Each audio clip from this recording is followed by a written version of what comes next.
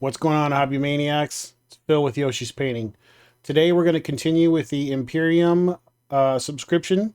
We're going to look at episode 2, so stick around.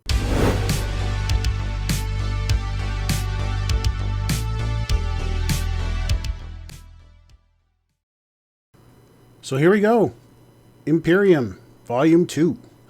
Once we crack open the magazine, we start getting some more of the hobby materials there. We got our Rune Lord brass for the Necrons, and we get a standard brush to use to paint the Necrons or your Ultramarines. And then we get 3 warriors with this this issue. Now, these are just the press fit. They're the same type of warriors that you would get in the Indomitus box. And of course, you get your bases for your 3 warriors. And then we start cracking into the magazine itself. What you have is a brief description of what the Necron warriors are. You've got their tracking sheet in case you're keeping track of their battle records. And then you get a breakdown of the Sarkhan dynasty, which is what they give you the paints to paint the units as. You get a breakdown of the Ultramarines, and you get your how to build instructions on the warriors.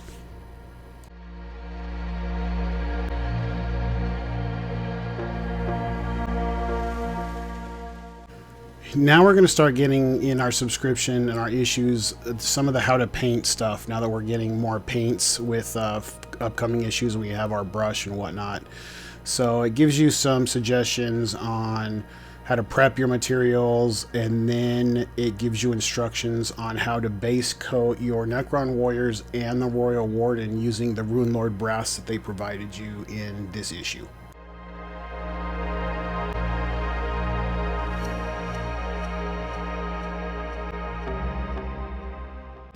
From here we jump into our playthrough section, which is how to utilize the warriors that you just got and built in the current basic gameplay that you have using the multi-position map.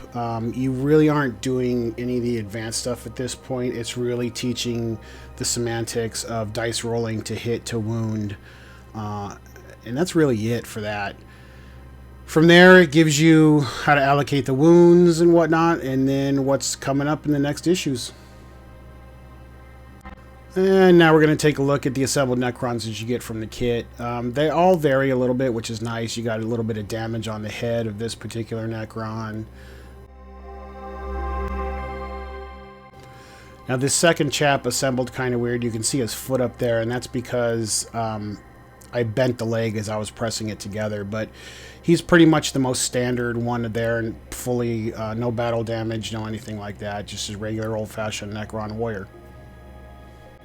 And now our third chap, another full-blown non-damaged Necron warrior in a different, more upright pose than the other one. You get a nice little variation between the 3 models in this issue. And that's it, friends. Quick, down and dirty. That's issue 2 of Imperium.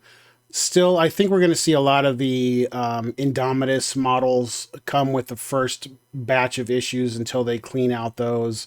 Hell, if you don't play either of these armies, it's a damn good way to get started. That's for sure. So, I mean, let's face it. It's GW. It's an expensive hobby. That horse has been beaten to death. But at the same time, it's multi-hundreds of dollars of discount to get these 2 armies and a table full of terrain using the subscription model. And some of the articles are kind of cool, and you get some fluff and whatnot. At any rate, let me know what your thoughts are, and hopefully we'll be back for issue 3 here pretty soon. Until then, friends, this is Phil with Yoshi's Painting. Peace.